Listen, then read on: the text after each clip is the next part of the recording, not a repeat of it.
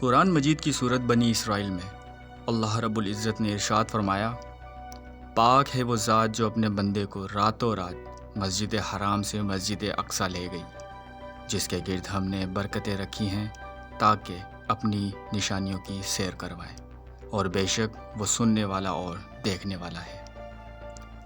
سرزمین فلسطین کو انبیاء کرام کی سرزمین کہا جاتا ہے۔ بیشتر انبیاء کرام کی پیدائش اسی سرزمین پر ہوئی ہے، اس لیے یہ زمین تمام الہامی مذاہب کے ماننے والوں کے لیے متبرک ہے۔ بیت المقدس، القدس، یروشلم، یہ تو ایک شہر ہیں، مگر اس شہر کے کئی نام ہیں۔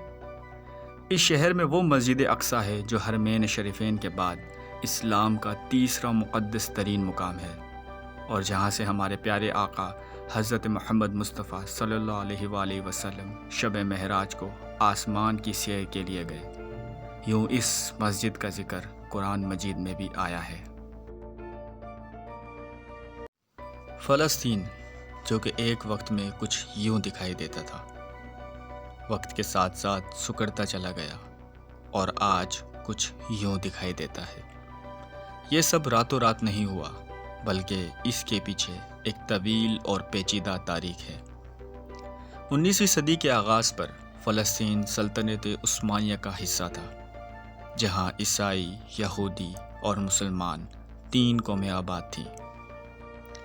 اسی دوران یورپ میں زیونزم موومنٹ کی بنیاد رکھی گئی۔ یہ ایک ایسی تحریک تھی جس کا مقصد پوری دنیا میں موجود یہودیوں کو ایک یہودی ریاست کے قیام کے ذریعے متحد کرنا تھا۔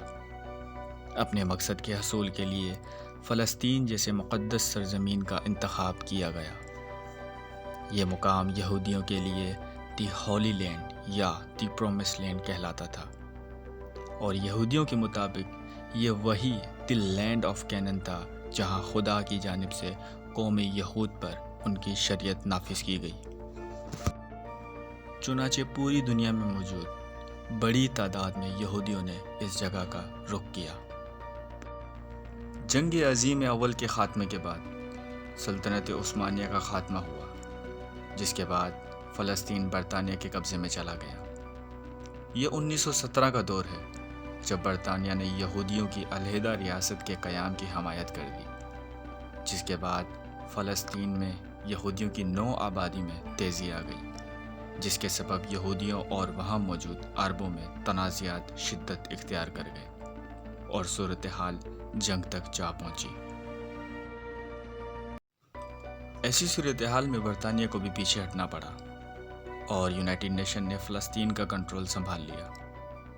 یونائٹڈ نیشن نے فلسطین کو دو علیحدہ ریاستوں یعنی عرب فلسطین اور یہودی اسرائیل میں تقسیم کرنے کے منصوبے کی منظوری دے دی۔ یروشلم، جو کہ یہودیوں، عیسائیوں اور مسلمانوں کے لیے مقدس تھا، وہ یونائٹڈ نیشن کے زیر انتظام ایک آزاد بین الاقوامی علاقے کا درجہ دے دیا گیا۔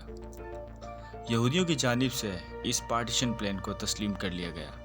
چنانچہ 14 مئی 1948 یہودی ریاست اسرائیل مارز وجود میں آئی،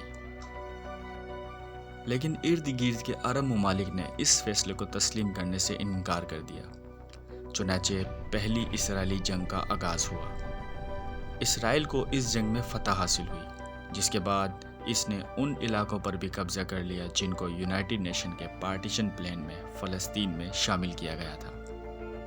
فلسطین 3 حصوں میں تقسیم ہو گیا: ویسٹ بینک اور مشرقی یروشلم پر اردن، جبکہ غزہ پر مصر کا قبضہ ہو گیا، اور فلسطین کے 78% علاقے، جس میں مغربی یروشلم بھی شامل ہے، اس پر اسرائیل قابض ہو گیا۔ نتیجتاً 7 لاکھ فلسطینی بے گھر ہو گئے۔ اس دن کو النکبہ یعنی تباہی کے نام سے یاد کیا جاتا ہے۔ سن 1967 میں ایک بار پھر عرب طاقتیں اور اسرائیل آمنے سامنے آئے۔ اس جنگ کو 6 ڈے وار کہا جاتا ہے۔ اس جنگ میں اسرائیل کو زبردست فتح حاصل ہوئی۔ اب پورے فلسطین پر اسرائیل کا قبضہ ہو چکا تھا۔ حالات کچھ معمول پر آنا شروع ہوئے تو بڑی تعداد میں یہودی ویسٹ بینک اور غزہ منتقل اور آباد ہونا شروع ہو گئے، جس کے جواب میں فلسطین کی جانب سے شدید جدوجہد سامنے آئی۔ اسی اثنا میں ایک مسلح تنظیم PLO فلسطین لبریشن آرگنائزیشن کا قیام عمل میں آیا، جس کا مقصد کسی بھی ممکنہ ذرائع سے فلسطین کو اسرائیل کے قبضے سے آزاد کروانا تھا۔ جنگ کئی سال تک جاری رہی۔ بالآخر PLO نے اسرائیل کے ساتھ علاقے تقسیم کرنے کا معاہدہ کر لیا، مگر بات پھر یہی ختم نہیں ہوئی۔ مزید یہودیوں سے مقبوضہ فلسطین آباد کروایا جانے لگا۔ یونائٹڈ نیشن نے بھی اس عمل کو غیر قانونی قرار دیا۔ نتیجتاً فلسطین میں بغاوت نے جنم لیا۔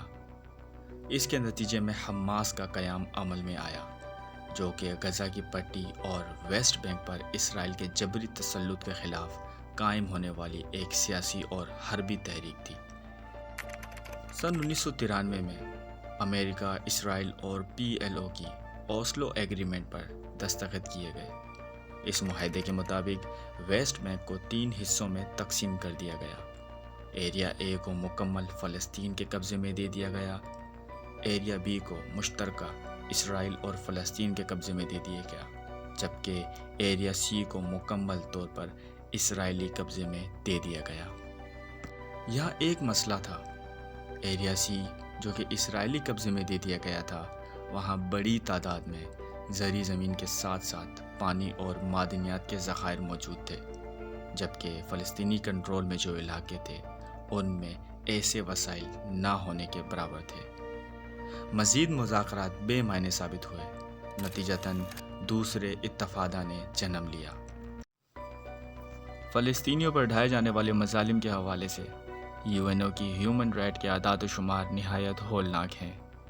انسانی حقوق کی خلاف ورزیوں پر نظر رکھنے والے بین الاقوامی ادارے، بالخصوص ہیومن رائٹ واچ کی حقائق و غلطی رپورٹ میں اسرائیلیوں کو فلسطینیوں کے خلاف نسلی امتیاز برتنے اور بین الاقوامی جرائم کا سنگین مرتکب قرار دیتے ہوئے اسرائیلی اقدامات کو اپارتھائڈ یعنی نسلی امتیاز میں شامل کیا گیا ہے۔ اپارتھائڈ سے مراد نسلی امتیاز کی ایسی پالیسی ہے جسے ریاست کی حمایت حاصل ہو اور اسے عالمی سطح پر انسانیت کے خلاف سنگین جرم تصور کیا جاتا ہے۔ وقت کا تقاضا یہی ہے کہ تمام مسلم ممالک ہر بین الاقوامی پلیٹ فارم پر اس رپورٹ کے ذریعے اسرائیلی جرائم اور مظالم کی کھل کر مذمت کریں، تاکہ فلسطینی عوام کو ناجائز صہیونی قبضے سے نجات کی کوئی صورت پیدا ہو سکے اور فلسطینی مسلمان آزادی کا سانس لے سکیں۔ اگر اب تک آپ نے میرے چینل کو سبسکرائب نہیں کیا تو چینل کو سبسکرائب کریں، ویڈیو کو لائک کریں اور بیل آئیکن کو پریس کرنا نہ بھولیں